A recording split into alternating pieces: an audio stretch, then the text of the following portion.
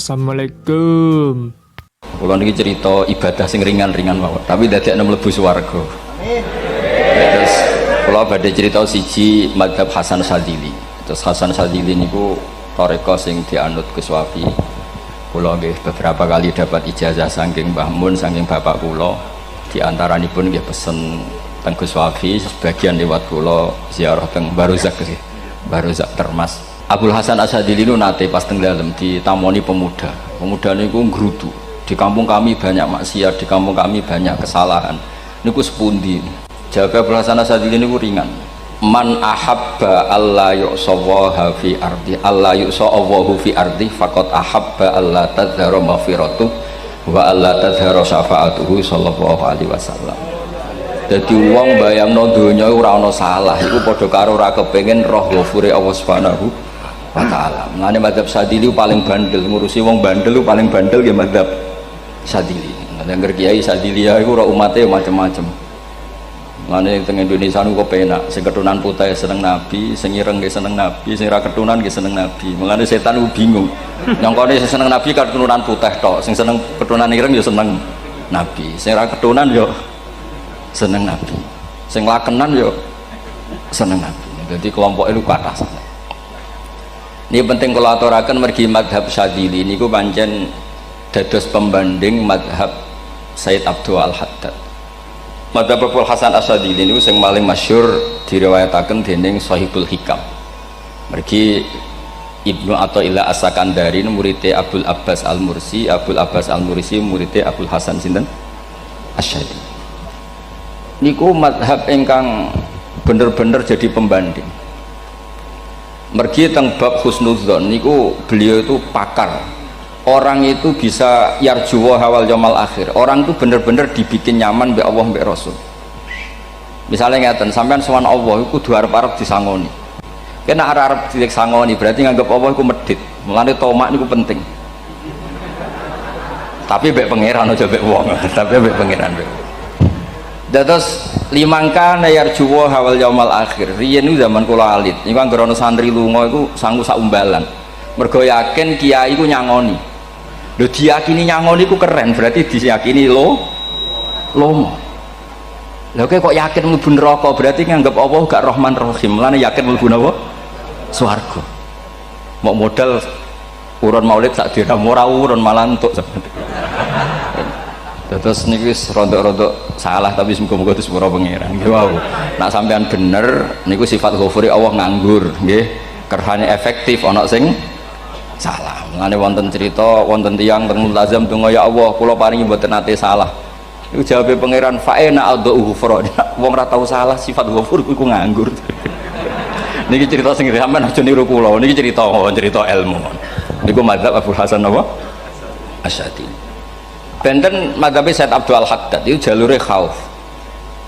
Jadi dosa gede apa cilik? Ora ana gede ora ana cilik. Kowe aja delok sing mbok dosani, aja delok dosane tapi delok sing mbok dosani iku sapa. Misale Gus Wafi ngutus santri teng mriki, "Cung tukokno rokok." Rokok itu barang makruh misal. Mestinya kan santri oleh bantah, niki kiai ku piye to barang makruh kok kon nuku. Tapi masalahnya kan arah dituruti ya gelo tenan. Jadi ojo delok kongkonan itu penting ra penting, tapi mukhalafah itu sababul fir. Misalnya kados kula niki teng mrikan wonten botol minuman. Cung pindah rene itu kan barang sepele. Terus sampean takok urgensinya apa ya harus dipindah. Iku santri mangkelno to. Ya dipindah wae, pokoke penting nu. Menurut itu cara pandang Sayyid Abdul Al-Haddad. Ki aja geman bantah pangeran senajan to perintahe sepele. Piye-piye mukhalafah ngono iku jenenge Nah cara Abdul Hasan Asyadzili nggih boten barang gede mbek cilik kudu ana bedane. Wong ana kabair ana saghair. Mosok WA janda beda mbek goncekno ya kudu beda. Wong WA tok kok padha mbek napa? Goncekno ya kudu beda, kudu ana saghair, kudu ana napa? Kabair. Tapi cara Sayyid Abdul Haddad boten delok sing mbok maksiati ku sapa. Sehingga khazanah kita niki penuh dengan ilmu. Mulane wonten bab ijtihad. Istihad niku ruangannya luas sekali. Ya kalau bolak-balik nyontokno. Kalau sakniki kan jare wong akeh kiai gede. Jare wong akeh wong kiai gede. Nek diundang manakipan tangga yo bingung. Ora teko sawane kiai gede sombong diundang wong cilik ora teko. Teko iku mahjubno kiai sing ora tau pahayu. Gue bingung. Nyatane kula ora teko nggih do matur nuwun Gus. Athuk kula mboten lakon. Nah kula teko kan mesti ordere teng kula mboten. Cara sing entuk pitik gedhe nggih kula, salam templek gedhe nggih kula. Berhubung kula ora teko ngresgeni tiyang kathah. Saiki misalnya tentang takok, kiai gedhe diundang musala cilik kesunatan teko apa makruh teko? Cara ijtihad, cara sampean makruh teko napa kesunat? Kula misalnya diundang ning Sragen ning musala Penceng. Kula niku sunat teko napa haram teko? Haram ya bener lagi haram ya. Setuju haram. Mergo mahjubno ya haram setuju. Itu ijtihad. Ijtihad itu ranahnya itu karena nggak bisa ditebak. Ijtihad itu nggak bisa ditebak. Kalau ada cerita kata tentang ijtihad, niki betapa umat Rasulullah umat sing bejo, pilihan-pilihan ijtihadnya dibenarkan. Masyhur tenggene cerita Bani Quraidah. Nabi ngendikan, engkau kue jogeman sholat asar kecuali sampai neng kampung Bani Quraidah. Ternyata kurang 2 kilo atau 3 kilo matahari itu mau terbenam. Sebagian sahabat sholat sebelum sampai Bani Quraidah karena takut sampai Bani Quraidah sudah kodok nopo asar. Sebagian tetap sholat di Bani Quraidah meskipun sudah kodok asar. Ketika lapor Nabi semuanya dibenarkan. Semenjak itu ada pintu sing darani pintu nopo ijtihad. Mengenai gua bolak-balik cerita, wonten kiai nak tangkok, coba ngaji bek sopo, ngaji kalian tiang niki. Kiaimu tahu nangis mboten, lereni ngaji bek kiai raiso nangis, berarti atine atos.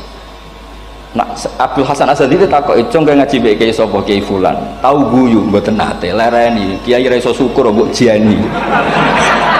Kiai raiso syukur kok mbok jeni.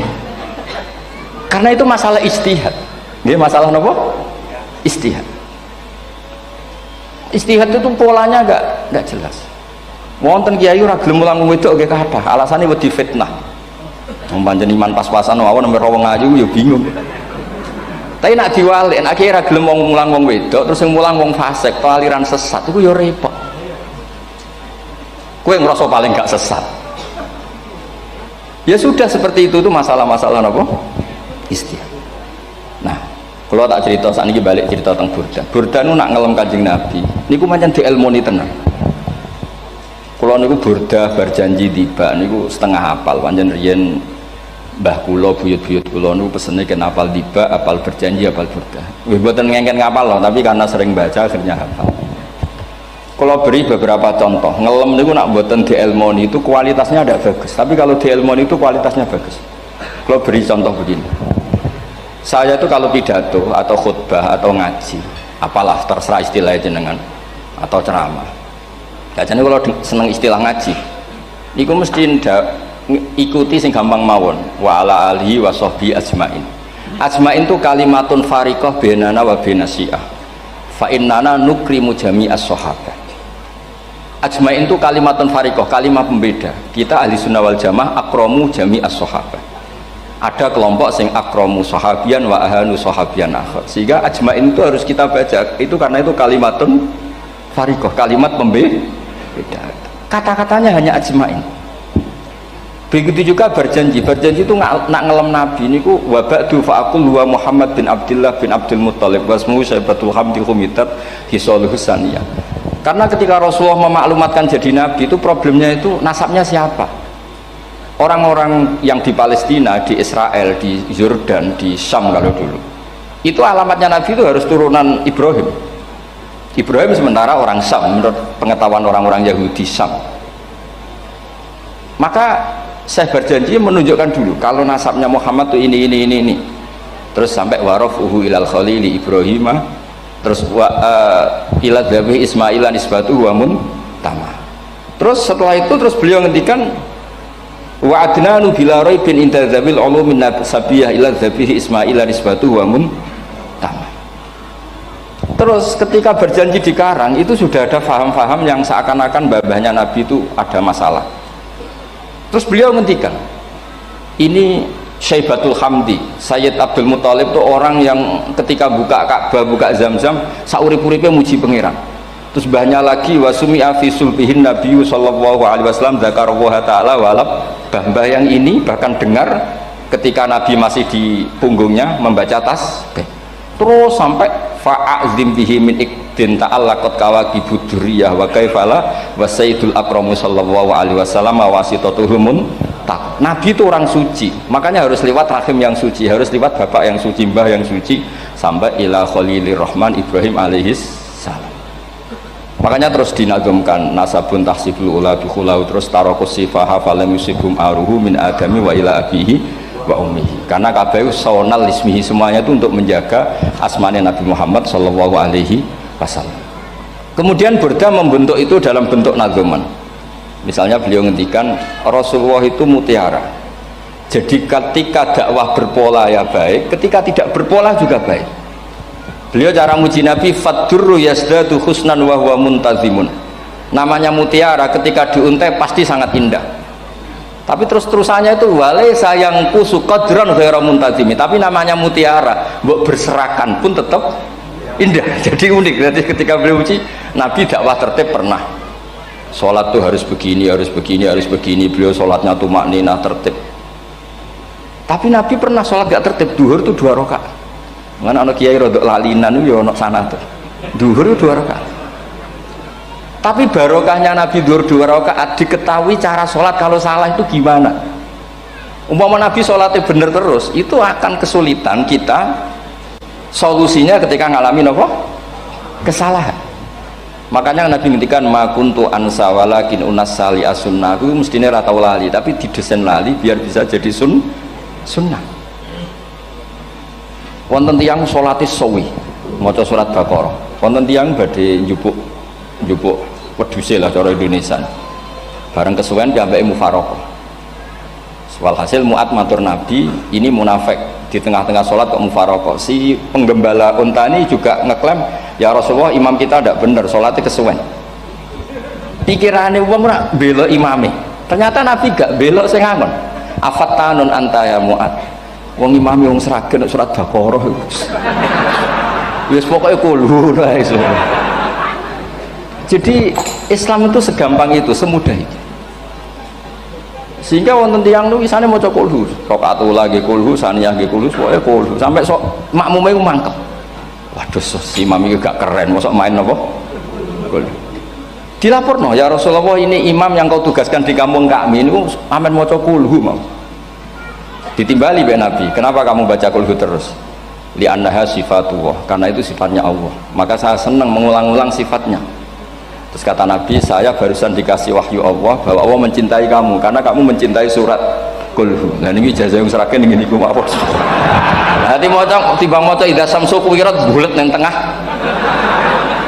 Jajal ampun tak tes sakniki. Kiai paling pinter teng Sragen kan maca idza samsu kuwirat di depan umum. Mungkin nak dhewean roh, tapi nang ngarepe Habib Doa ngarepe Gus Wafi meriang nak muntir. Wah, ngoten niku kula ndek kanca niku imame level desa, bareng imami teng kecamatan salat Id. Mersiapno surat Tabarakalladzi biyadil mulk. Suwengi diapalo lanyah sampai ambeke hafid. Niku nyatane yo malah klirune fatal, malah lali ra maca Fatihah. Saking semangate ben ketok imam keren maca surat napa? Tabar. Jadi yo ribet. Terus kula suwun seneng Nabi niku kados senenge para ulama. Niku nak nyipati Nabi niku gampang. Kula niki beto kitab Saraipun Burdah kalian Saraipun Barjanji.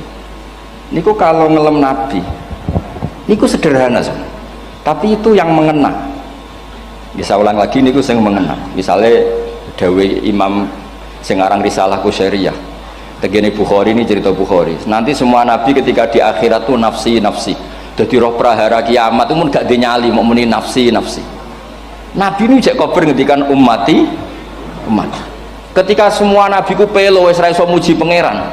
Nabi Muhammad di depan Allah tesih saged muji. Fa ahmaduhu bimahamida allamani ha rabbi.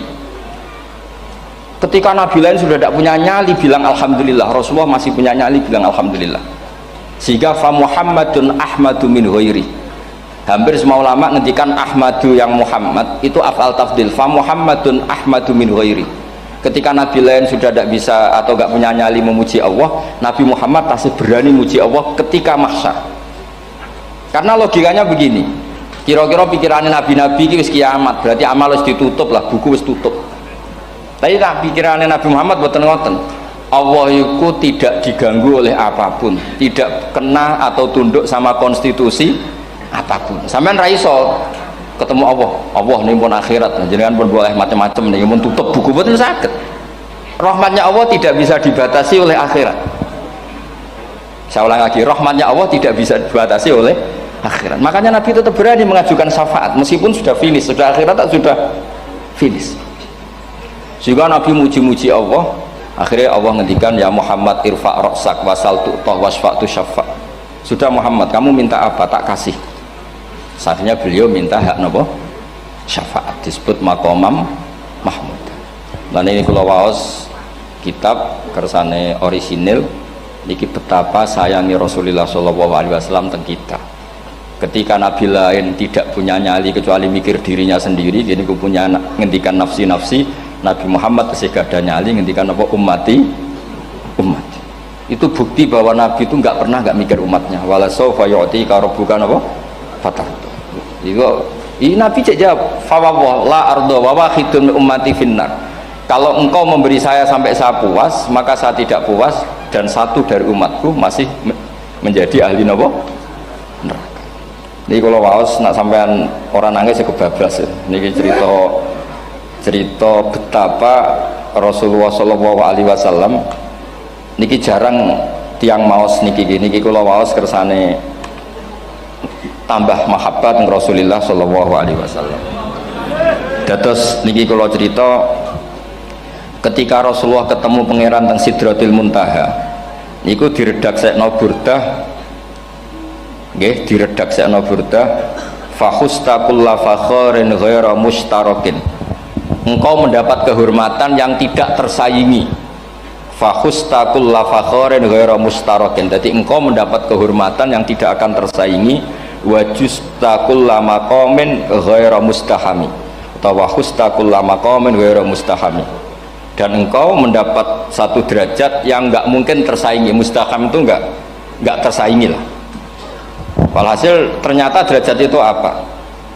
Gini ku ketika Rasulullah ketemu Allah Ta'ala teng Sidratil Muntaha niku Sayyidah Aisyah radhiyallahu anha tangklet, ya Rasulullah mal ladzi auha ilaika rabbuk idz qala fa auha ila abdihi ma auha. Qala ya Aisyah aturidina anta alami ma la ya'lamuhu Jibril wala Mikail wala nabiyyun mursalun wala malakun muqarrabun. Nggih Aisyah, bagaimana mungkin kamu tanya sesuatu yang bahkan Jibril itu tidak tahu, Mikael itu tidak tahu, dan semua malaikat yang dekat maupun Nabi yang jadi Rasul semuanya tidak tahu hubungan saya, kedekatan saya dengan Allah membicarakan apa. Niku sing dimaksud burdah kaima tafuza biwaslin ayya mustatarin wonten sing maca ayyi mustatarin anil uyuni wasirrin ayya muktatamin. Jadi Nabi ketika ketemu Allah di Sidratil Muntaha itu ada misteri yang hanya Nabi yang tahu. Nabi niki ibu-ibu harus bangga Sayyidah Aisyah jenenge bojo wani tangklet. Ambek Nabi itu sing ngeles. Itu rahasia yang Jibril saja tidak tahu, Mikail saja tidak tahu, masa kamu tanya? Niki khase wong putri nih. Ya Aisyah, as'aluka bi Abi Bakrin ila ma'alam tani. Gimana cara Jawa tak kadak nomor tuamu nak gak gelem cerita. Terus kunane kuno niku nggih wong wedok niku saged ngancam niku. Dadi kamane wis ngancam.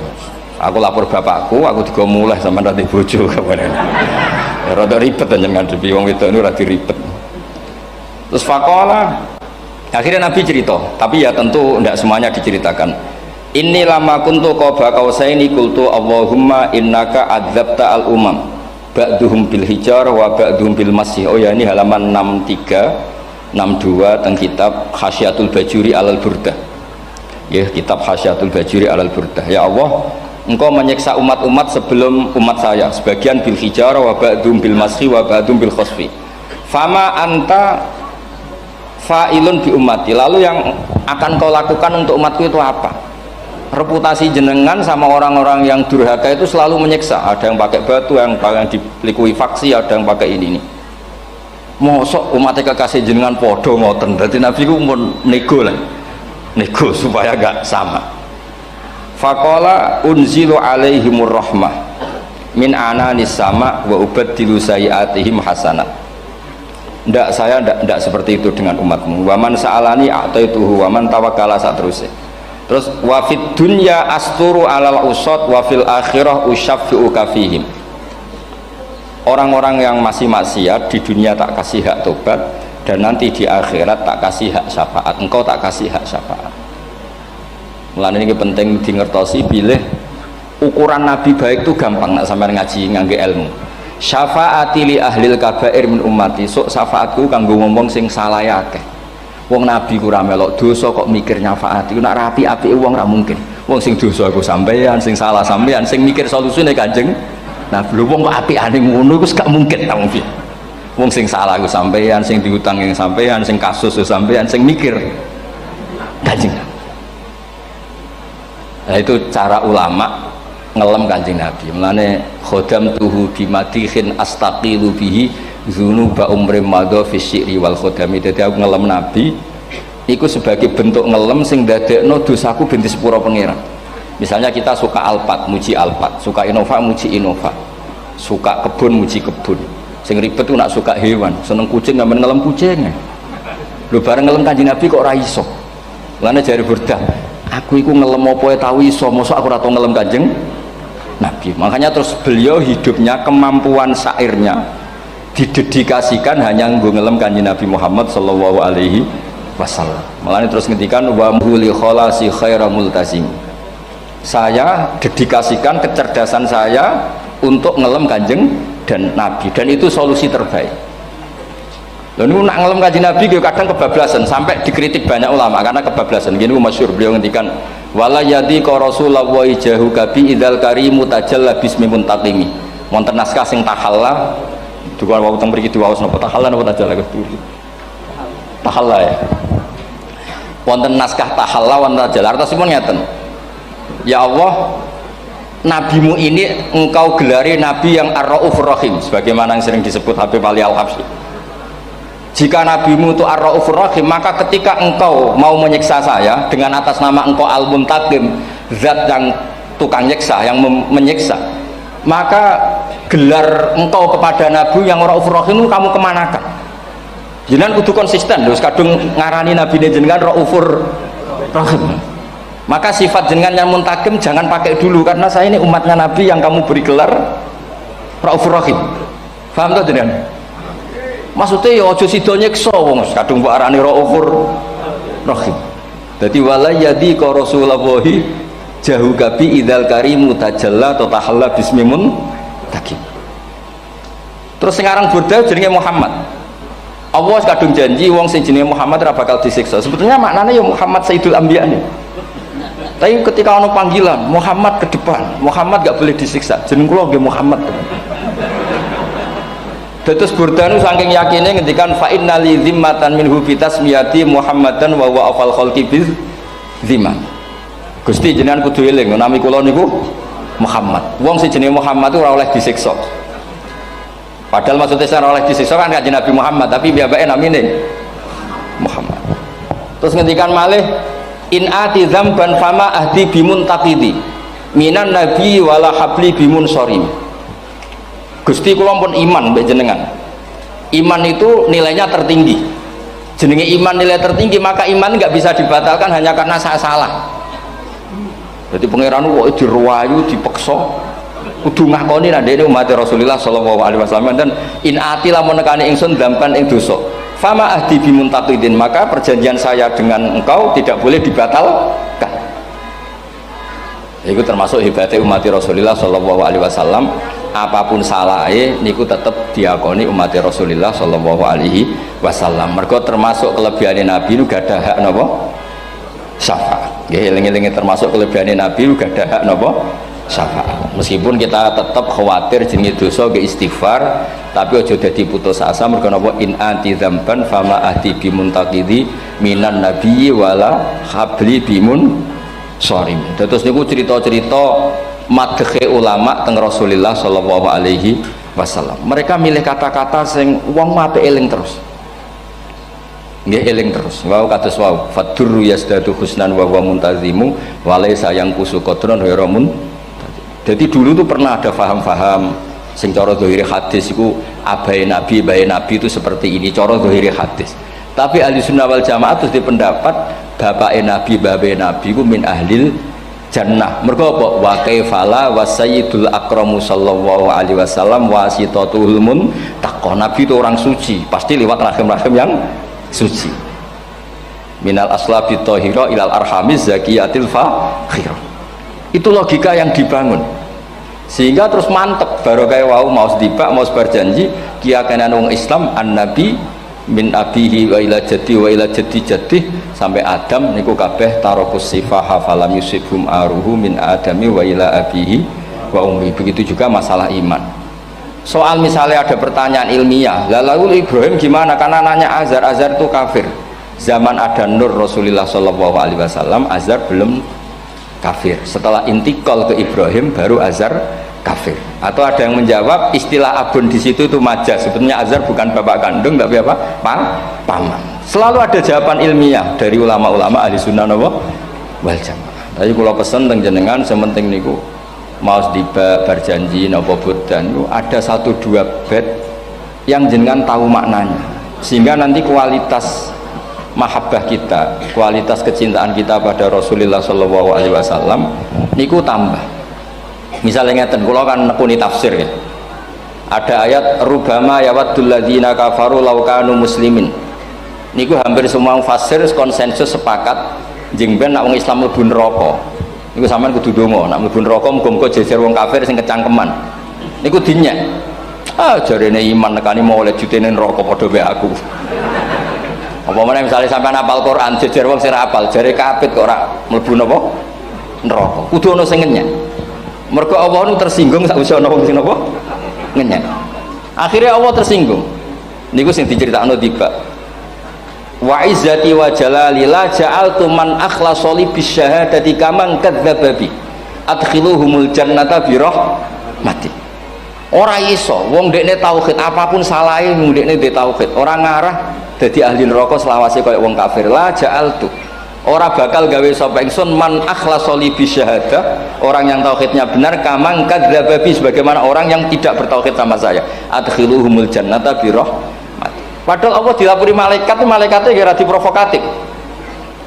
Malaikatnya lapure wajadnahum asrafu ala anfusihim wajadna amalahum minadz-dzunubi ka'amsalil jibal. Jare pangeran wis timbang seputi Gusti wanane salah tok. Reputasine salah tok. Ghairu annahum yasyaduna alla ilaha illallah wa anna muhammadar. Niku jawabe pangeran wa izzati wa jalali la ja'altu man akhlasoli kaman kadzdzaba bi adkhiluhumul jannata bi rahmati. Nah, lafat-lafat seperti ini kita akan punya harapan ketika ndelok umat sing carane iman tesih blepotan, carane sholat cek blepotan, carane zakat cek blepotan. Kita selalu punya harapan barokahnya iman, barokahnya mahabbah ning Rasulullah Shallallahu Alaihi Wasallam. Mereka tambah hari tambah baik. Jangan beragama yang tidak punya harapan, karena agama ini bagi yang punya harapan. Dimangka yarjuwa wal yaumal akhir, bukan yang tidak punya harapan. Kanjeng Nabi sekaruan Nabi orang terbaik dilarani wong Taif, disiksa wong Mekah. Niku malaikat usul kula siksane ya Rasulullah karena mereka menghina kekasih Allah. Mereka ada iman. Nabi masih punya harapan. Mungkin mereka ada iman. Tapi asallah ayyukhrija bal arju ayyukhrijawah min aslabihim may ya'budullaha wa la yusyriku bihi syai'an. Anak bapak orang iman, aku cek diharapan anak putune iman. Dan sedekah Rasulullah sallallahu alaihi wasallam. Sani kata bapak era poso, anaknya melok TPQ, barang poso juk gendong, akhirnya bapak izin melok poso. Bapaknya mau Quran ra tahu, bapaknya nekani wisuda anaknya hafid. Mulane bapaknya serah kena dibentuk, ya arep-arep napa? Anaknya. Nah anaknya ra kena dibentuk ya arep-arep putune nganti Imam Mahdi turun nang ngoten wae. Pokoke agama niki limangka nayarjuha wal yaumal akhir. Terus kula suwun sak napa? Madzhab Abdul Hasan Asyadzali nggih pancen madzhab niku kathah tapi kula suwun agama teng zaman akhir dawuh Mbah Mun kudu kathah rojae. Nggih mergi walladzina amanu asyaddu hubbal lillah dawuh Imam Ghazali ar-roja yuqaddam alal khauf. Mergo roja dadekno mahabbah. Orang yang punya harapan itu lebih mudah mahabbah. Dan hubungan kita dengan Allah itu hubungan mahabbah. Ini ku walladzina amanu asyaddu hubbal billah. Saman roh anake wakal kok hubungane putus asa mesti maksudno. Tapi nek hubungane iso wae saiki nakal so ben gak. Iso wae saiki goblok so ben gak. Senajan to so ben ra terbukti lah, penting hidup itu ada harapan. Guys, penting hidup itu napa? Ada harapan. Kata ulama ngendikan afdhalul ibadah intizarul farad. Apa-apa ibadah selalu punya napa? Harapan. Terus Indonesia yang seperti ini kita berharap akan lebih baik, akan lebih baik. Wong cilik kula nu sing jilbaban mau keluarga ketok. Sakniki kathah tiyang napa? Jilbaban. Cilik kula tiyang salat di masjid nggih mboten serame sekarang. Sampeyan ra iso grutu, tapi salat tok tapi atine ngene-ngene. Wah ya ribet nak ngoten sampeyan nyoal ideal nggih ribet. Pira-pira gelem napa? Pira-pira purun napa?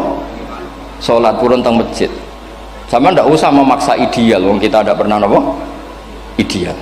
Terus kula suwun cerita-cerita teng tiba teng berjanji bahwa Nabi sahibus syafa'ah, Nabi nu tiyang sing peduline napa ummati. Jadi ketika Nabi lain mboten gadah nyali ngadepi hisab, ngene niku do muni nafsi, Nabi tesih gadah nyali mikir umate ngendikan mati. Carane apa? Muji pangeran bimahamida allamani rabbi. Lane dawuh iki teng ulama-ulama dawuh fa Muhammadun ahmadu min ghairi. Makanya summiya Muhammadan mergo li annahu satu wasammihi idza wada'atihi Muhammadan li annahu satu madun apa?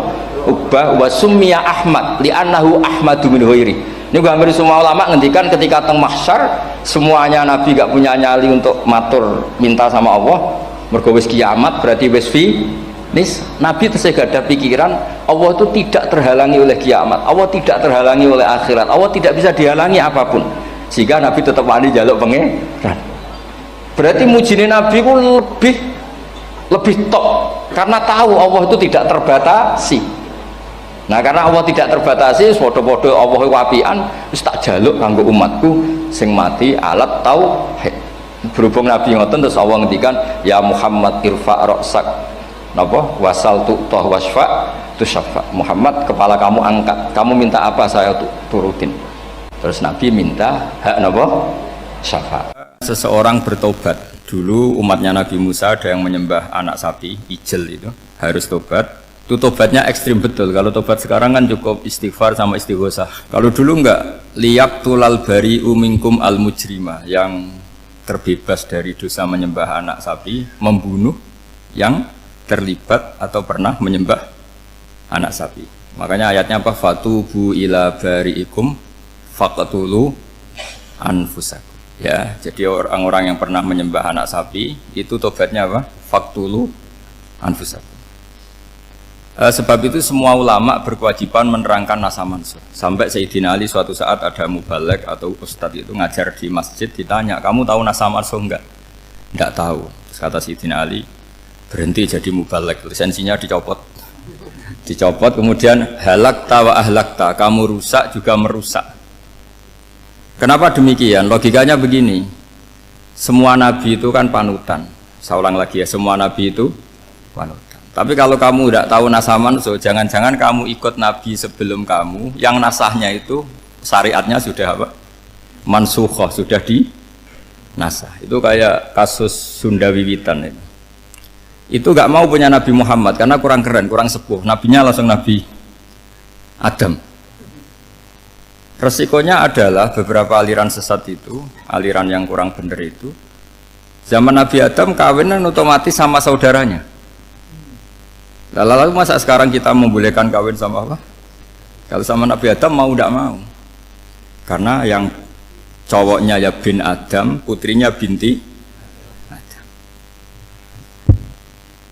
Lalu Allah bikin satu sunnah yang suami istri itu harus beda, yaitu satu kandungan itu melahirkan satu pasang. Dan mulai dulu memang pasangannya orang jelek itu orang cantik, makanya agak sial itu yang perempuan-perempuan itu memang mulai dulu gitu. Kalau cantik itu kesunatannya dapat jelek gitu.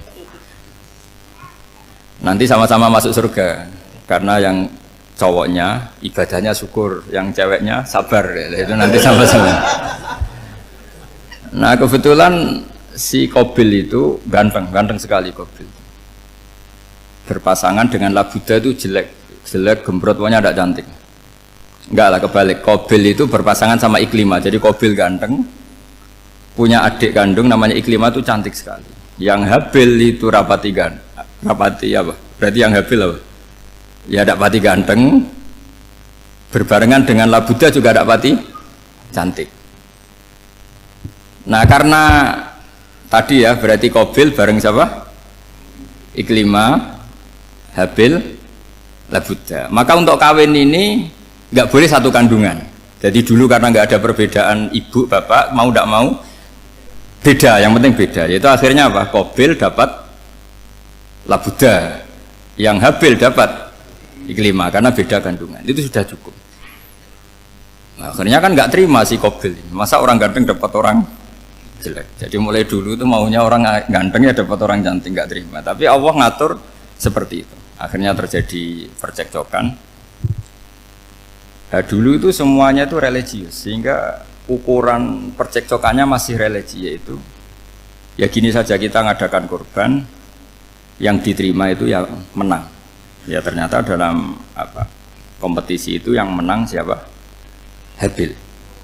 Akhirnya Habil jadi menikahi siapa? Iklimah. Kalau sekarang kompetisinya kan siapa paling kaya ya menang, lebih gampang. Nah kemudian bayangkan misalnya, ya saya ini menerangkan asa mansuh. Kita semua sering ngomong, sering berkoar-koar, sering menyarankan atau mewajibkan para nabi itu panutan dalam semua perilakunya. Ternyata ada beberapa perilaku yang sudah dinasakh atau dihapus ketentuannya oleh syariatnya Rasulullah Shallallahu Alaihi Wasallam. Maka mengenali nasakh mansuh itu keharusan dalam ulumul Quran, ya. Makanya Allah mengatakan apa? Manansakh min ayatin aw nunsiha pasti na'ti bi khairim minha aw misli.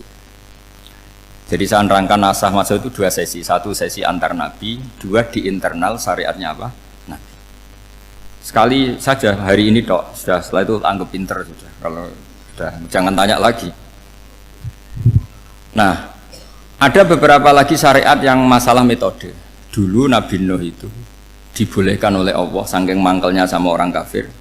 Saya ulang lagi, orang kafir itu kan biadab sekali, nempat buminya Allah, makan rezekinya Allah, kemudian mengkafirkan Allah.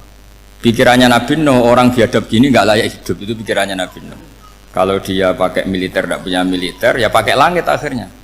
Pakai kekuatan langit, beliau berdoa, Rabbi la tadzar alal ardi minal kafirina dayyar. Innaka intadzarhum yudillu ibadaka wala yalidu illa fajirong kafar. Ya Allah, mereka ini orang-orang kafir, padahal pakai bumi engkau, pakai rezeki engkau, matikan semua saja, jangan sisakan satupun. Karena kalau masih sisa, nanti anak turunnya ya gitu, gennya gendo ya pasti melahirkan gendo. Gen wala yalidu illa fajirong kafar. Kalau kamu sisakan pasti melahirkan generasi gendo lagi, kafir lagi. Dituruti sama Allah. Kecuali orang 80 yang ikut Nabi Nuh. Nah, orang 80 yang ikut Nabi Nuh ini selamat karena iman. Maka generasi yang sekarang ini termasuk saya semua ini semuanya turunan orang iman. Maka kita ini punya dua status. Satu, Allah kadang manggil kita ya Bani Adam karena faktanya kita turunan Nabi apa? Adam. Panggilan kedua adalah zurriyataman hamalna ma'anu. Orang-orang sekarang itu pasti turunan orang yang ikut perahunya Nabi Nuh. Jadi nasab kita ini sudah steril. Sudah tidak ada nasab lewat kafir karena yang kafir sudah habis. Semua orang sekarang itu turunan Nabi Nuh, yaitu disebut apa? Zurriyataman hamalna ma'anu. Yaitu sekitar orang 80. Nah, oleh Allah Subhanahu wa taala syariat seperti ini pernah dituruti, yaitu akhirnya mereka mati semua kecuali orang 80 yang mukmin. Tapi uniknya Allah apa? Era Rasulullah Shallallahu Alaihi Wasallam, Nabi kita Nabi Muhammad itu diutus rahmatan lil alamin. Ketika Nabi didustakan, diusir, disakiti, malaikat gunung, beberapa malaikat sing ahli adab spesial eksekutor lah kira-kira gitu. Muhammad, kamu bilang saja ke saya, kalau kamu ingin orang-orang Mekah Bujal CS, saya hancurkan. Tapi apa kata Nabi? Saya berharap kalau mereka belum iman, anak cucunya iman. Karena bagaimanapun sperma ya atau calon bayi atau calon keturunan itu kan ada fi aslabir rijal atau fi zuhurir rijal. Jadi kalau dalam ilmu agama itu gen manusia itu disimpan di apa zuhuri rijal apa di punggung lelaki, nanti dipindah ke arhamin nisa. Logikanya gini, ini dengerin ya, logikanya gini, misalnya Abu Jahal itu di situ ada orang namanya Ikrimah, itu anaknya Abu Jahal, itu orang mukmin, akhirnya ya jadi orang alim. Abu Lahab itu di rahimnya, di apa punggungnya ada perempuan namanya Darroh, akhirnya juga orang apa? Mukminah. Saya berikan contoh. Khalid bin Walid itu anaknya Walid. Walid itu musuh besarnya Rasulullah, tapi di punggungnya ada orang bernama Khalid. Ini dengerin. Nah, di punggung ini kira-kira Allah sudah tahu apa belum? Jawabannya sudah. Artinya kalau ini mati atau kamu bunuh, kamu sebenarnya nggak bunuh orang kafir saja, bunuh calon orang mukmin yang sekarang masih bersemayam di punggungnya orang-orang kafir. Jadi bisa saja orang yang sedang kafir itu ada sekian calon generasi yang suatu saat mukmin. Itu syariat yang diajarkan ke Rasulullah Shallallahu Alaihi Wasallam. Karena kasofnya Nabi, kasof itu satu kondisi di mana seorang Nabi itu dipertontonkan sesuatu yang nggak kelihatan. Itu dalam bahasa Arab kasof atau mukasyafa. Nabi dipertontonkan ternyata banyak orang kafir yang di punggungnya itu ada calon generasi mukmin atau muslim. Akhirnya Nabi nggak berani. Jangan bunuh. Mungkin bapaknya ada iman tapi anaknya iman. Betul, Abu Jahal punya anak Ikrimah, Abu Lahab punya anak Darroh, Walid punya anak siapa? Walid. Itu mirip seperti kita, bapak era sholat, anak ETPK sholat, akhirnya bapaknya katut sholat. Banyak nggak di Indonesia, bapaknya tidak bisa baca Quran, anaknya hafid. Nah, itu kalau bapaknya kamu habis, tidak ada yang meselin. Makanya biarkan hidup saja. Nah, artinya gini, andaikan tidak ada ulama yang menerangkan nasa mansuh, dikira syariat Nabi Nuh itu abadan mu'abbadat, selamanya lama. Sehingga main teror sama orang kafir sah berdasar Nabi Nuh. Padahal kita sudah ganti Nabi. Yaitu syariatnya Rasulullah Shallallahu Alaihi Wasallam. Masyhur itu ketika Nabi ngendikan, saya tidak minta mereka dihukum, tapi ya Allah saya minta Allah mahdi qaumi fa innahum layak lamun. Mereka kafir itu karena tidak tahu. Sehingga ada periode. Loh kalau perang itu beda, perang itu konteksnya duel, itu tidak harus sama Abu Jahal, Abu Lahab. Ada penjahat mau bunuh kamu wajib perang enggak? Wajib. Penjahatnya meskipun muslim apa harus kafir? Meskipun muslim. Maka kata ulama fikih sebetulnya perang duel itu bukan syariat muslim sama kafir tok. Masih muslim sama muslim, misalnya ada orang mau merkosa istri kamu, terus dia pamit gini, saya muslim loh, beri hak loh. Enggak bisa. Saya penjahat loh, muslim, jadi kamu nggak boleh merangin saya, ngelawan saya kan muslim. Nggak bisa, tetap harus dilawan. Makanya kata ulama-ulama fikih, pertarungan sama musuh itu tidak harus sama orang kafir. Orang muslim pun yang mengganggu kehormatan kita, misalnya mau merkosa istri Anda, itu harus dilawan. Makanya Nabi ngendikan, mangkutila duna mali fahuwa syahid, mangkutila duna harimi fahuwa syahid. Orang yang mati karena membela kehormatan keluarganya atau hartanya, maka dia mati syahid. Dan penjahat yang mati ini muhaddarun damu, diabaikan sehingga nggak kena kisos, membunuhnya nggak kena. Misalnya ada penjahat mau bunuh kamu duel menang, kamu nggak kena kisos karena ini muhaddarun damu, diabaikan kehormatannya. Padahal dia muslim, apa? Muslim. Ini perlu. Jadi ini mengaji ini agak jelimet tapi gampang. Kan kalau paham nggak paham selesai, jadi nggak baca selesai itu. Sehingga kalau nggak ada nasa mansuh, maka orang selalu berpikir, pokoknya yang penting ikut Nabi. Nah itu bahayanya kalau Anda tidak tahu detail, jangan-jangan syariat yang kamu ikuti itu syariat yang sudah berstatus mansukhoh, telah dicabut. Dan itu banyak. Makanya kata Sayyidina Ali ketika ada orang ngajar nggak tahu nasa mansuh, halakta wa ahlakta, kamu rusak dan merusak orang lain. Seperti tadi pernah ada kawin itu satu turunan, yaitu era Nabi Adam. Masa kita sekarang kawin sama satu turunan, kan nggak mungkin. Ya kan, pernah ada membumi hanguskan orang kafir, yaitu syariatnya Nabi Nuh. Itu dihapus oleh syariatnya Nabi Ibrahim dulu. Yaitu Nabi Ibrahim menghentikan apa? Faman tabi'ani fa innahu minni wa man asoni fa innaka ghafurur rahim. Ya, kalau orang ikut saya ya Allah ya pasti golongan saya. Kalau yang masih maksiat, masih balelo, saya berharap engkau ampuni. Akhirnya banyak orang kafir tobat. Coba era Rasulullah itu semua orang kafir Mekah itu kafir. Nabi belum wafat. Itu sudah ada 1400 114.000 mukmin semua. Jadi Nabi menangi mayoritas orang menjadi mukmin dari mayoritas kafir, yaitu disebut wara'aitan nasa yadkhuluna fi dinillahi afwaja. Andai kan Nabi Muhammad pakai syariatnya Nabi Nuh, bisa nggak mengislamkan orang sebanyak itu?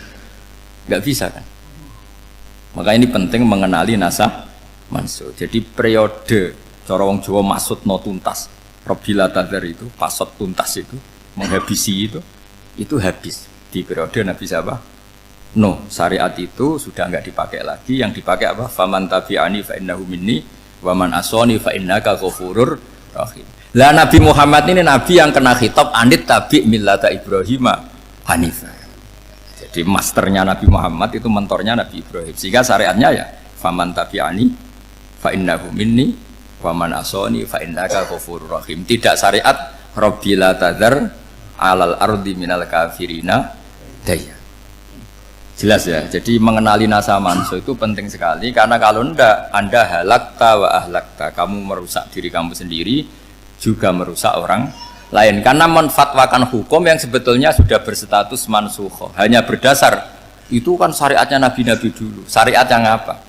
Syariat yang nggak pernah terhapus hanya satu, usuluddin, yaitu tauhid, itu sama. Tapi kalau syariat itu beda-beda, atau furu'iyah itu beda-beda.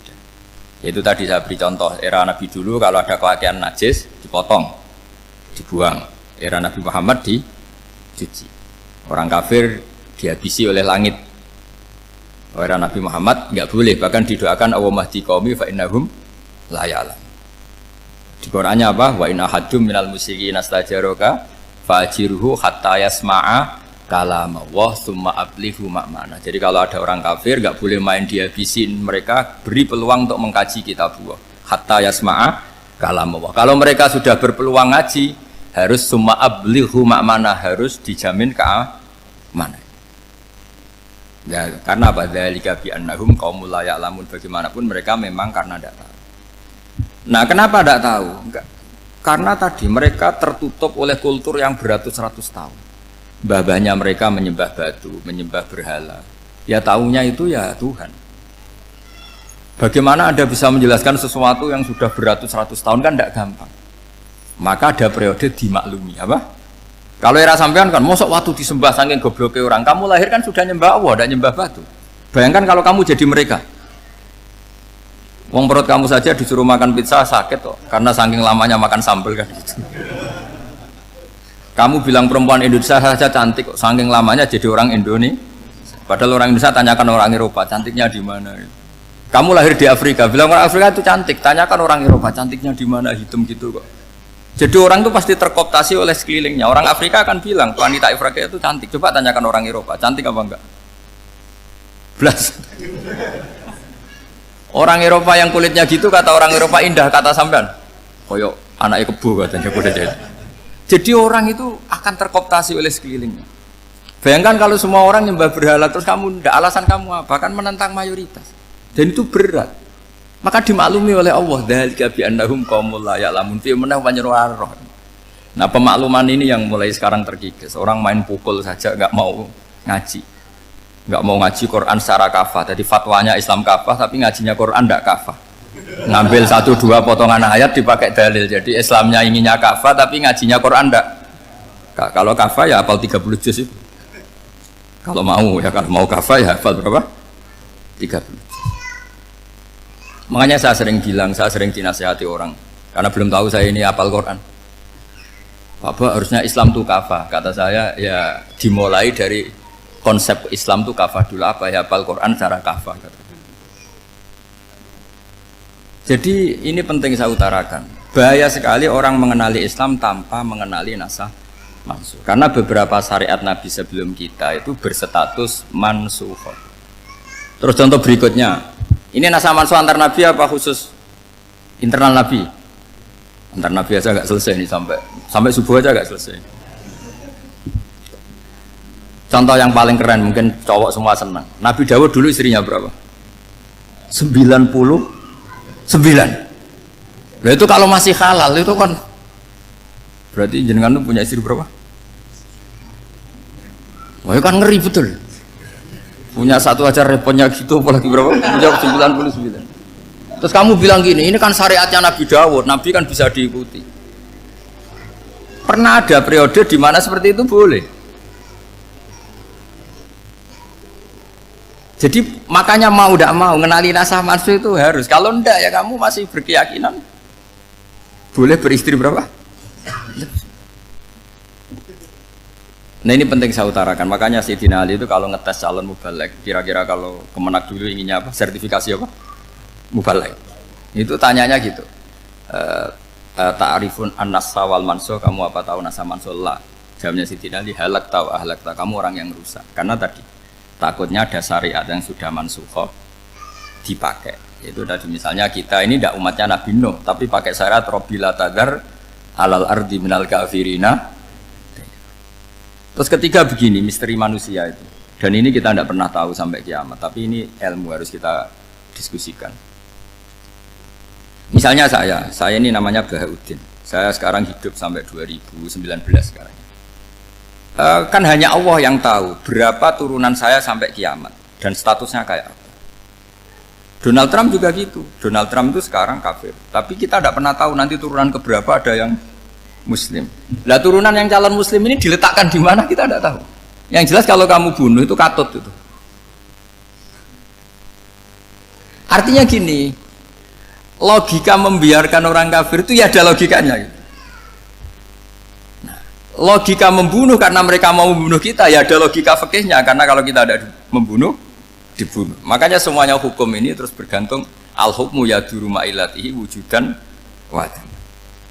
Di sini terus dipertemukan. Makanya semua nabi itu kalau yang namanya membunuh pasti pas perang saja karena ini kondisi yang memang pilihannya hanya dua, kalau nggak dibunuh ya membunuh.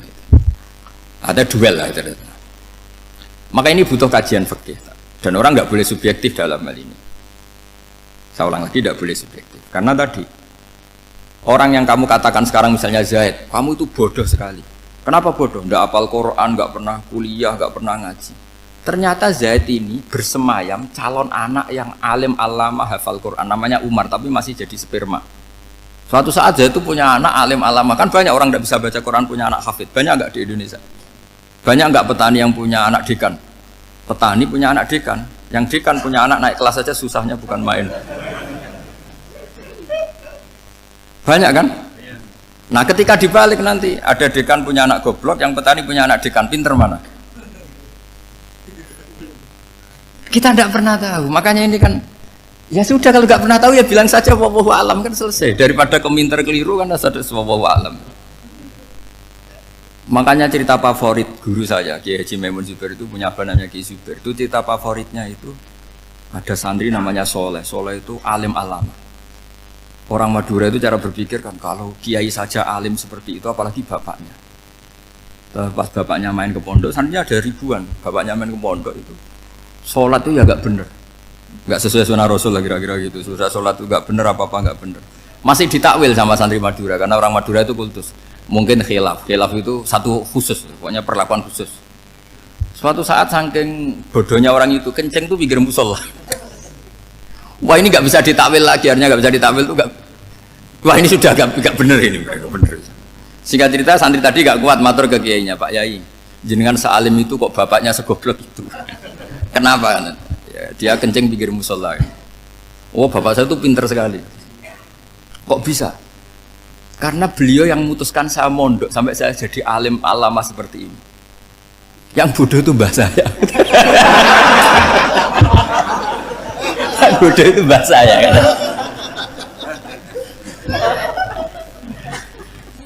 Artinya gini, sekarang misalnya Anda dekan, atau Anda rektor, atau Anda profesor, atau Anda kiai top, mubalek kondang.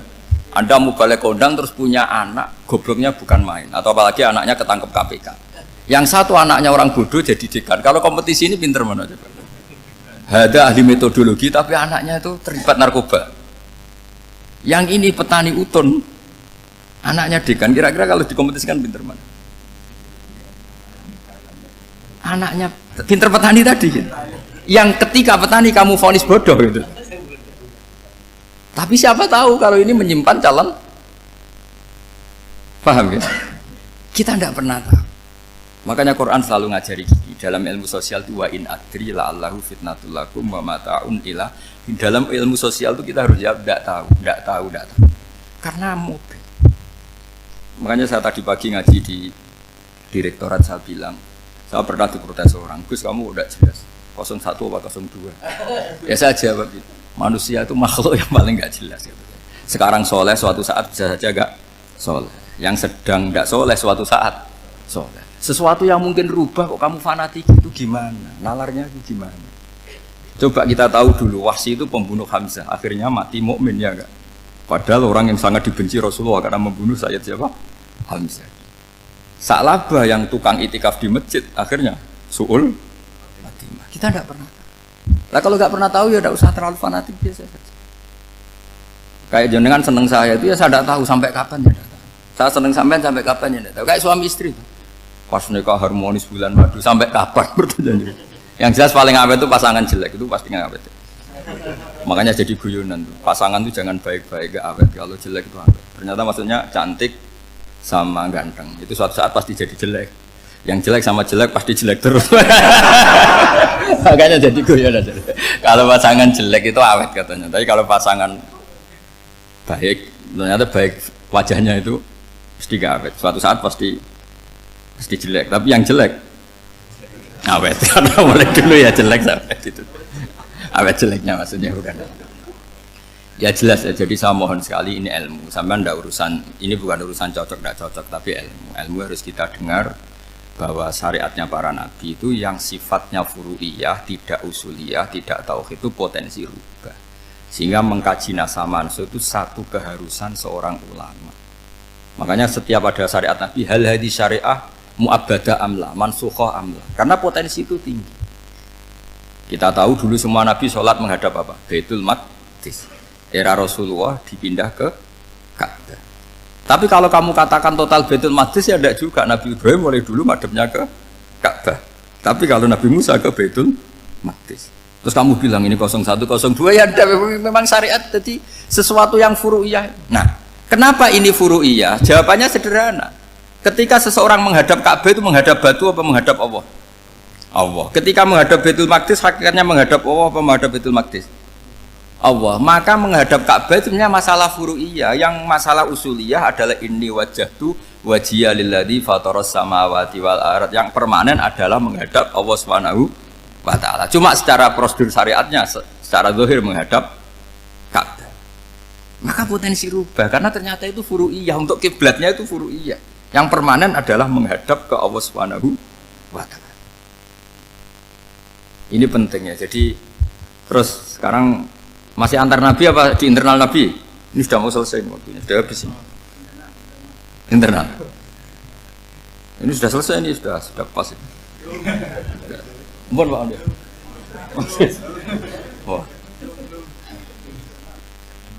Jam ini sudah. Sampai mana tadi? Diteruskan apa enggak? Sudah ya, sudah kayaknya sudah. Biar kelihatan cerdas terus. Sekali pertemuan sudah pinter gitu.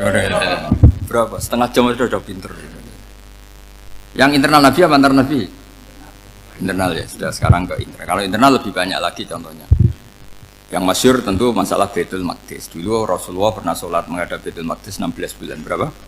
16 bulan, kila 17. Pokoknya khilafnya hanya 16 dan 17. Kalau ada bilang 10 bulan berarti gak pernah ngaji. Khilafnya, karena khilafnya itu hanya 17 sama 16. Akhirnya sama Allah diminta, disuruh menghadap ke Ka'bah.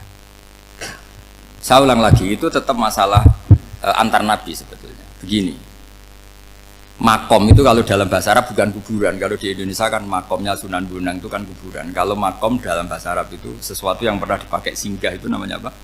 Makom. Lalu Rasulullah itu pertama di Medina itu madhab Baitul Maqdis itu 16 bulan. Orang Yahudi senangnya bukan main. Sampai mereka bilang gini, Muhammad tuh gaya-gaya nantok punya agama baru, tapi kiblatnya ikut kita. Baguslah anak itu katanya, masih tahu diri katanya. Bagus katanya itu masih tahu diri. Jadi senangnya bukan main orang Yahudi. Karena kiblatnya Muhammad sama dengan mereka. Ya tentu mereka jangkar Muhammad, bukan Sayyidina Muhammad atau Rasul Muhammad, karena mereka masih gak iman. Nabi itu ya agak tersiksa karena beliau secara gen turunan Nabi Ibrahim dan kiblatnya Ibrahim itu Ka'bah. Agak tersiksa tapi sami'na wa ata'na tetap madhab ke Baitul Maqdis berapa? 16 bulan.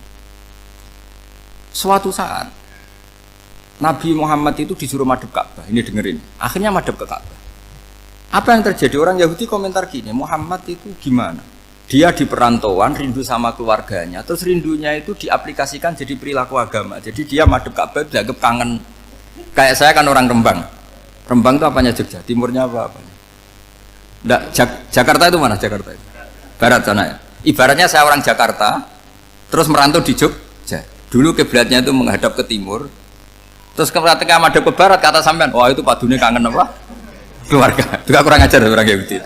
Jadi orang Yahudi itu memang paling pinter bully. Makanya kalau sampean tukang bully itu ya agak-agak ya enggak. Saya tidak ngomong agak ya, pokoknya agak-agak ya. Pinter bully orang Yahudi. Makanya nggak ada orang debat sepinter orang Yahudi. Yang bisa ngalahkan hanya Tuhan itu. Orang Yahudi yang bisa ngalahkan hanya Tuhan. Lalu Sayyidina Ali orang paling terkenal cerdas. Itu kalau sama orang Yahudi itu pusing. Karena ya apa logikanya itu? Saya beri sekian contoh. Ada orang Yahudi tanya gini, Muhammad, kalau kambing mati itu yang bunuh siapa? Ya Allah, mati langsung itu. Agama kamu itu aneh, Mak. Yang langsung sentuhan Allah haram, tapi yang lewat tangan-tangan jahil manusia malah halal. Harusnya itu yang halal kan orisinal langsung Allah yang bunuh. Jadi utaknya itu aneh, dari cara berpikir itu aneh. Nah cara sampeyan ini kan, nak halal pangan kue. Tapi Nabi kan nggak boleh bertutur kata kasar gitu. Kalau yang jadi Nabi saya untalan ngono kan gitu. Tapi Nabi kan nggak boleh kasar. Jadi Nabi itu problem karena nggak boleh apa? Kasar. Kalau kita kan gampang, ya nak halal untalan kan selesai apa? Tapi Nabi nggak boleh kasar gitu. Jadi nggak Nabi ya sampean itu kan enak. Mau keliru ya pantas, mau apa saja pantas. Karena kan nggak panutan. Kalau Nabi nggak bisa meluruskan kebenaran itu harus tetap sesuai akhlak. Ya jadi agak kerepotan. Makanya punya Umar alhamdulillah ada yang nggak perlu aturan gitu. Jadi enak. Jadi ya itu memang aturannya harus itu. Coba Nabi itu perang tapi nggak boleh bunuh. Kayak apa susahnya? Beliau jadi sasaran tembak tapi nggak boleh bunuh. Kalau sahabat kan enak, duel, relax, santai, bisa tarung. Kalau Nabi nggak boleh. Makanya Nabi meskipun ikut perang terus nggak ada sejarah orang yang dibunuh. Ya, hanya satu peristiwa itu pun dibaca orang kafir, ditangkis Nabi, pedangnya kembali ke dia mati. Tapi nggak ada yang Nabi. Karena Nabi kalau pembunuh nanti itu terus kayak pendekar kan susah juga punya Nabi kok. Habis perang misalnya Nabi tanya, Muhammad habis serang berapa? 1000. Ya repot juga punya Nabi mantan apa?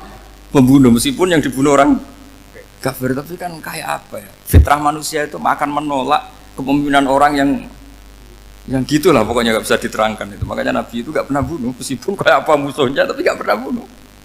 Untungnya di sekeliling orang-orang yang tadi. Jangan bilang tuh suka bunuh ya, pokoknya perang gitu ya. Perang dengan bunuh itu beda loh. Ya. Kalau perang itu fair apa? Fair. Sampai mana tadi? Nabi Ibrahim ya tadi. Makom tadi saya ulang lagi. Nabi Muhammad menghadap ke Baitul Maqdis itu hanya Allah nuruti. Ini loh Nabi betul. Tahu betul bahwa di antara syariat adalah Baitul Maqdis karena semua Nabi pernah berkiblat Baitul Maqdis. Tapi Nabi ketika menghadap ke Ka'bah, Nabi juga dibilangin sama Allah. Ini loh syariat yang benar karena Ka'bah juga kiblat sing aktaku lebih tua ketimbang Baitul Maqdis. Maka disebut Ka'bah Atiqah. Ilal Baitil Atiq. Kalau Quran bahasakan Ka'bah apa? Wal yatawafu bil Baitil Atiq. Atiq itu tua sekali. Ya sudah. Ketika berstatus tua itu orang Yahudi seneng. Mergo roh kelirune Muhammad. Mereka nantang, Muhammad ayo debat terbuka. Nabi rawuh. Bagaimana Anda bilang Ka'bah itu kiblat tertua? Wong Ka'bah itu pertama yang menghadap sana itu ya kamu. Semua Nabi menghadapnya ke Baitul Maqdis. Terus Nabi Muhammad mulai berargumentasi ilmiah tadi. Enggak, Ka'bah itu kiblatnya Ibrahim. Jadi Ibrahim dulu itu yang mulai dulu kiblatnya itu di Ka'bah. Terus orang itu tanya buktinya apa? Terus dijawab fihi ayatum bayinatum maqam Ibrahim. Ternyata di situ ada jejak kakinya Nabi Ibrahim, yaitu batu yang diinjak beliau ketika bangun Ka'bah. Itu argumentasi ilmiah. Lah barang orang Yahudi kehilangan ilmu, itu gobloknya orang Yahudi. Makanya yang bisa mengalahkan Yahudi hanya Allah Subhanahu wa taala. Luang Ibrahim saja golongan kita, pengikut kita. Ibrahim itu pengikut Yahudi. Wah, itu Nabi mulai senyum-senyum, mulai tertawa-tawa. Wah, itu goblok, orang terdidik. Karena itu ibaratnya kayak kamu bilang Soekarno itu pengagum Puan Maharani. Kira-kira seperti itu. Soekarno itu pengikut Puan. Karena Yahuda itu Yahuda bin Yakub bin Ishak bin Ibrahim. Saya ulang lagi ya, nasabnya Yahudi ya Pak. Yahuda bin Yakub bin Ishak bin Ibrahim. Jadi Ibrahim itu mbah keempat dari Yahuda. Tapi karena mereka kalah debat, Ibrahim itu pengikut Yahudi, itu sama dengan bilang apa? Soekarno itu pengikut Puan Maharani. Itu kan jadi aneh. Atau Gus Dur pengikut Mbak Yeni, atau Basim Asari pengikut Mbak Yeni, itu kan aneh. Wah, akhirnya sama Allah diingatkan. Makanya ada ayat ha antum haula hajjatum fi ma lakum bi ilm falimatu hajjuna fi ma laysa lakum bi ilm. Perjanjian debat ini semuanya harus ilmiah. Tapi kenapa perdebatan Anda malah ndak ilmiah? Karena orang Yahudi iftadohu, malu semua. Wah, semuanya Muhammad. Itu satu-satunya kekalahan orang Yahudi. Tapi ayat-ayat seperti ini itu enggak populer. Ayat ha antum haula'i hajjastum fi ma lakum bi ilm falimatu hajjuna fi ma laysa lakum bi. Jadi Islam, betapa hebatnya Islam. Kalau debat harus ilmiah. Dan Kanjeng Nabi menantang, ini perjanjian kita debat ini ilmiah. Kenapa sekarang jadi tidak ilmiah? Yaitu kamu mengatakan Ibrahim itu pengikut Yahudi, padahal Ibrahim dengan Yahudi itu dulu Ibrahim. Makanya Yesus kalah, tapi tetap ra Islam. Tapi nah, makanya terus Ka'bah dibuktikan ketuaannya lewat apa? Fihi ayatum bayinatum maqamu Ibrahim. Itu bukan makam kuburan, karena makamnya Nabi Ibrahim tetap Hebron, tempat Palestina. Kira-kira itu Palestina. Jari Israel yang Israel, bola menanti. Jari Israel yang Israel, jari Palestina yang saya pernah ziarah ke sana di Hebron, di makamnya Nabi siapa? Ibrahim. Jadi jelas ya. Jadi nasa mansuh itu ketentuan yang dikehendaki Allah Subhanahu wa taala untuk menguji loyalitas manusia, menanggalkan semua akalnya. Makanya saya mohon sekali siapapun yang ngaji saya dimanapun, sekali-kali manusia itu harus menanggalkan akalnya. Sekali Anda pakai akal, maka Anda akan ingkar dengan nasa mansuh. Nasa mansuh itu hukum yang direvisi, yang dibatalkan. Makanya orang Yahudi, lagi-lagi pinternya orang Yahudi, merovokasi orang-orang yang Islamnya belum kuat, diprovokasi gini.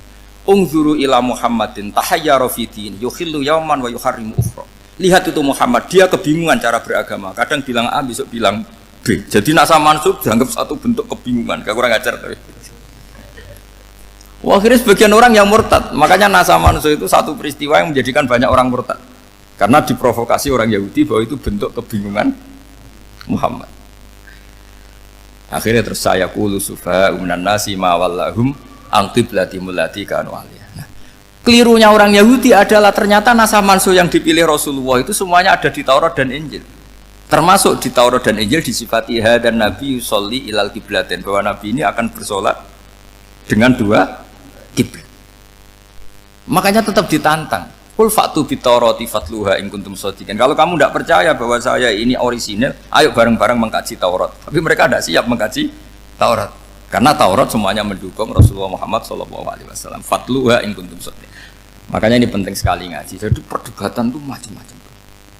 Dan itu pinternya orang Yahudi. Ungzuru ila Muhammadin tahayyara fi dini yukhillu yawman wa yuharrimu ukhra. Ini penting sekali. Makanya nasa mansuh itu uji loyalitas. Itu Imam Malik kalau mencontohkan ke Imam Syafi'i. Saya berisikan contoh fikih. Ini saya melanggar waktu. Ini sudah berapa? Saya yang tidak mengesahkan diri saya.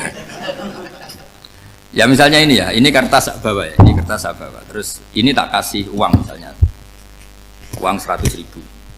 Atau kalau contoh Imam Syafi'i dulu dididik Imam Malik begini. Ya Syafi'i, kalau kamu punya dua budak, dua pembantu, kalau dulu kan masih ada budak, dua pembantu lah kira-kira. Seneng mana, yang cerdas sama yang goblok? Seneng yang cerdas. Kalau yang nurut sama yang bantahan, seneng yang nurut. Lah yang nurut itu yang goblok. Makanya tinggal dibalik saja. Kamu tak beda ya. Seneng mana punya istri yang cerdas apa yang goblok? Coba jawab. Atau ibu-ibu mbak-mbak ini, seneng mana punya suami yang cerdas atau yang goblok? Kalau cerdas gak bisa diakali. Tapi goblok nurut tapi ya kadang sini-sini kan dengan sini. Nah, itu kan antar manusia. Masalahnya kita menghadapi Allah Subhanahu wa taala yang semua kita pasti bodoh.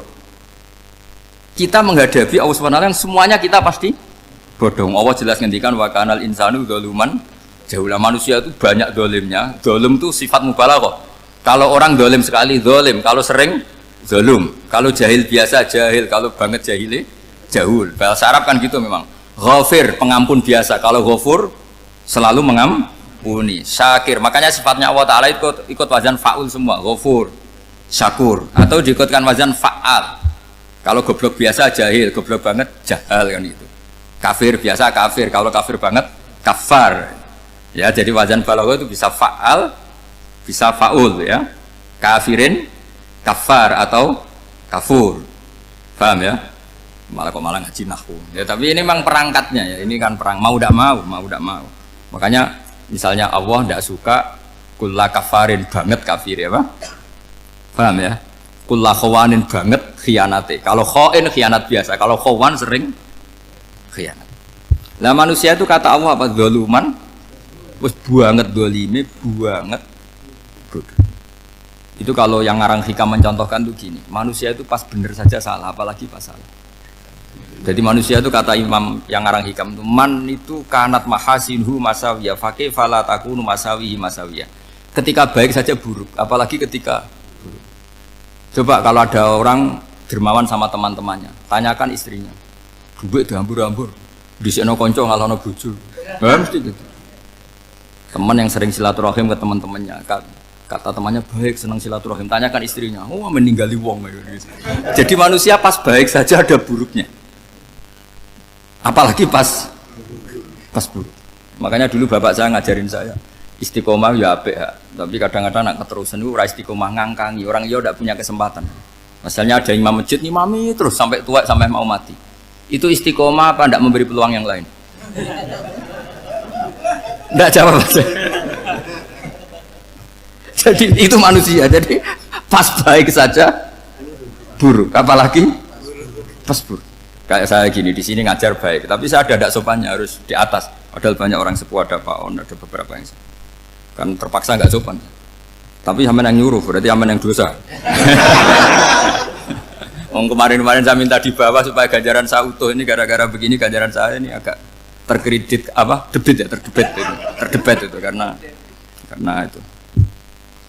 Saya teruskan. Jadi manusia itu punya sisi itu karena manusia itu dzalum dan apa jahul. Wa kanal insanu dzaluman. Problemnya ini ngadepi Allah yang selalu pinter, yang kita selalu bodoh. Misalnya gini, kamu ditanya Allah. Ini contohnya Imam Malik. Ikla hadi sokhroh fa inna tahtaha dhahaban.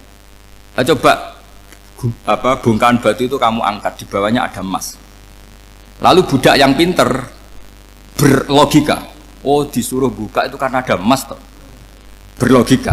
Kalau budak yang goblok enggak, ya disuruh ya diangkat saja. Ada emas apa enggak karena perintah ya diangkat. Yang satu nurut karena perintah, yang satu nurut karena ada emas, ada sesuatu.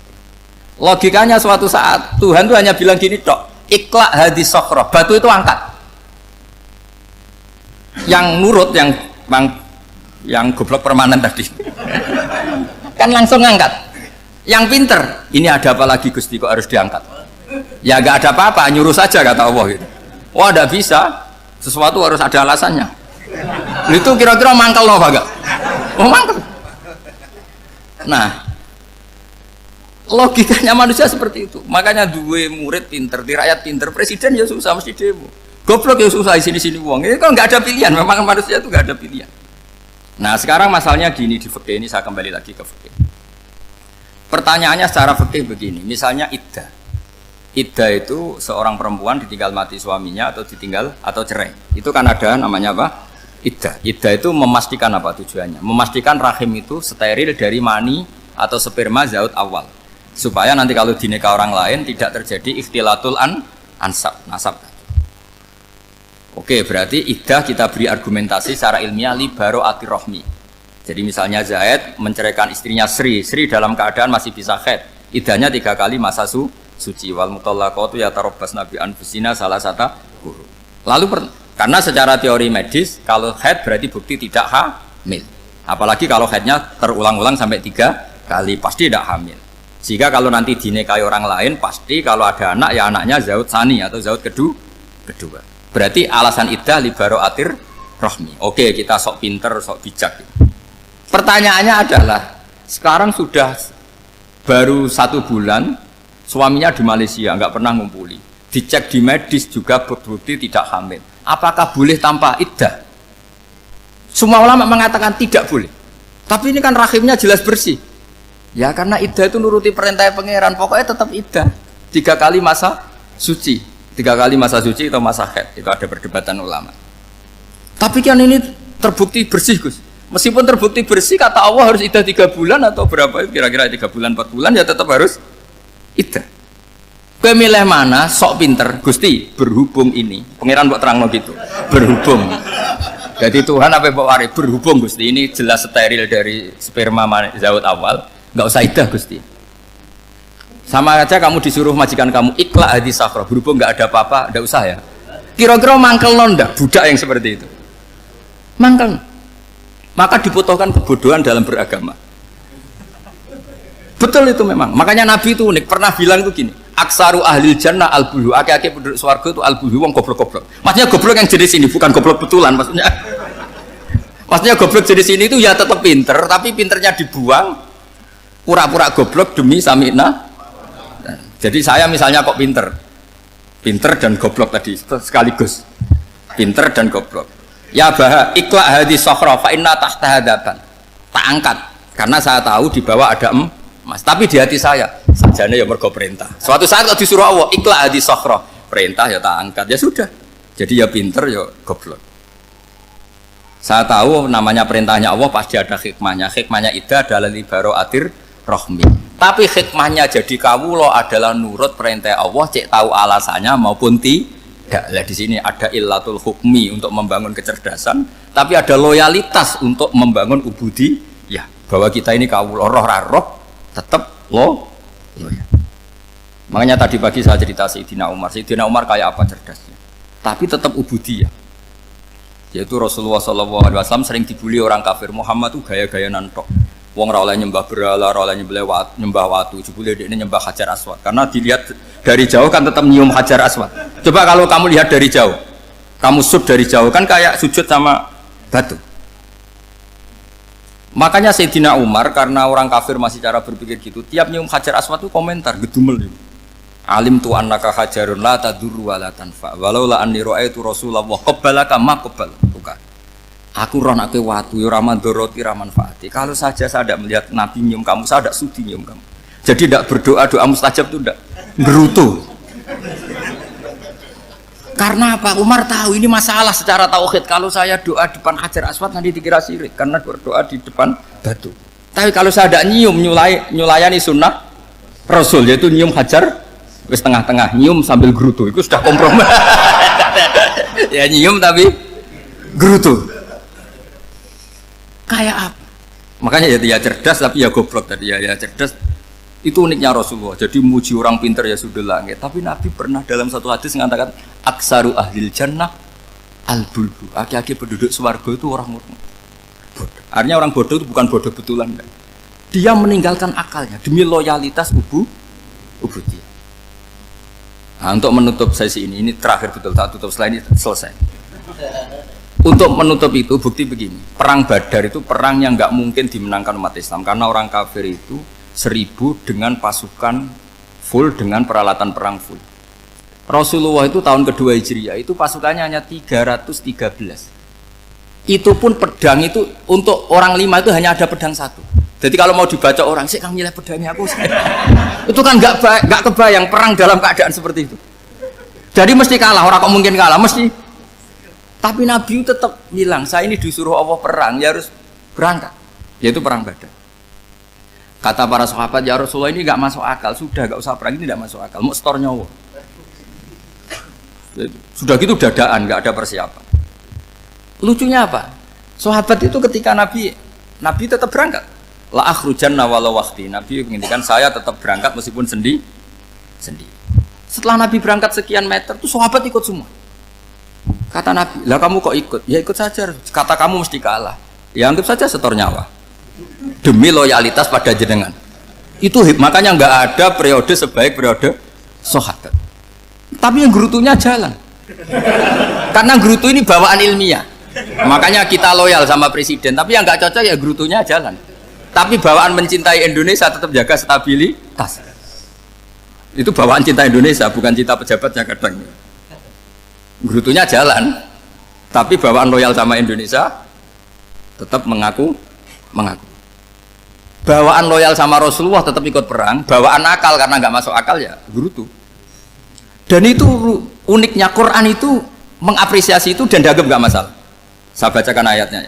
Kama akhrajaka rabbuka min baitika bil haqq wa inna fariqam minal mu'minina lakarihun yujadilunaka fil haqqi ba'dama tabayyana ka'annama yusaquna ilal mauti wa hum yanzurun. Peristiwa Badar ada peristiwa kamu itu keluar untuk perang. Sahabat kamu ngikuti, tapi mereka lakarihun, enggak senang sebetulnya. Karena enggak masuk akal. Ya gremeng tapi ya derek. Yujadilunaka fil haqq, mereka mendebat kamu dalam kebenaran. Jadi ya Rasulullah wong perang kawan kalah jenengan lakoni alasane nopo? Lah kok melok? Ya saya harus ikut jenengan Nabi. Itu unik. Kalau orang sekarang mana mau, kalau nggak masuk akal nggak mau melakukan. Coba misalnya istri kamu belajarnya dikurangi, anggap saja petualangan latihan hidup di masa lalu, nggak mau. Padahal petualangan itu hal yang indah. Petualangan itu kan hal yang indah, kan nggak mau. Oh ngirit aja alasan. Tapi lucunya kalau dijak camping bermiskin-miskin di hutan mau. Karena PDW, tapi suami yang ngongkon. Ayolah seminggu ini kita model miskin, anggap aja petualangan masa lalu. Enggak mau. Karena pinter, apa? Coba kalau bodoh. Ya ngono ya rapopo Mas. Tapi resiko anak bodoh, pas kamu sakit ya dibiarin. Karena dia melihat sakit kan biasa, namanya manusia. Jadi makanya ini pilihannya susah, hidup itu malah susah makanya ini.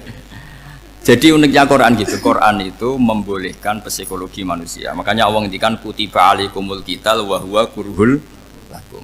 Ya saya tahu kamu tidak suka perang. Allah yang ngakui bahwa kurhul, enggak apa-apa. Tapi ketidaksenangan kita harus dilawan demi mengikuti Allah dan misalnya perempuan Allah juga gitu. Wa ashiruhunna bil ma'ruf. Gauli istri kamu muamalah secara baik. Kata Allah fa in karihtumuhunna fa asa an takrahu syai'a wa ja'alallahu fi khairan kasih. Mungkin ada watak yang kamu tidak suka, tapi di situ ada kebaikan. Allah ngaku yang namanya suami mesti ada watak yang nggak suka dari istri. Juga sebaliknya lebih banyak lagi yang suami istri kamu nggak suka watak kamu, juga nggak suka hidung kamu, wajah kamu banyak lah yang nggak disuka. Tapi demi kestabilan negara suami istri ini, mereka loyal. Justru itu bagus. Maka jagalah ilmu, juga jagalah loyalitas.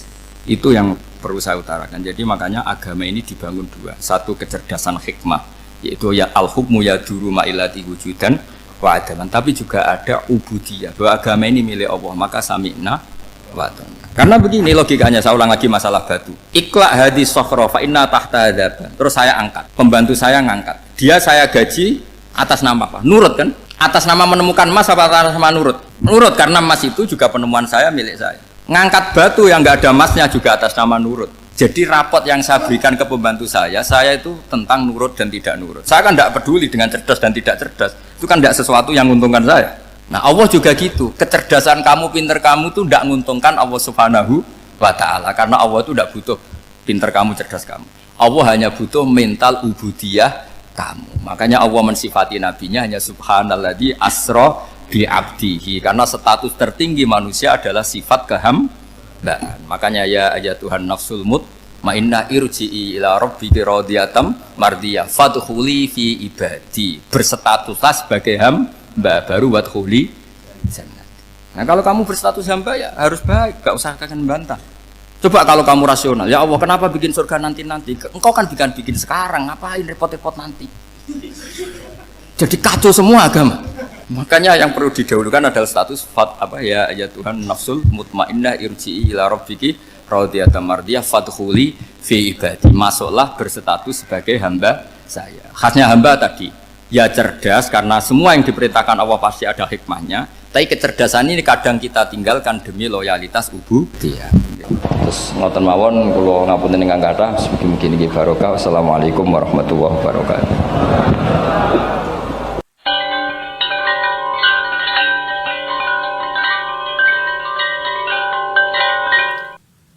Wassalamualaikum warahmatullahi wabarakatuh.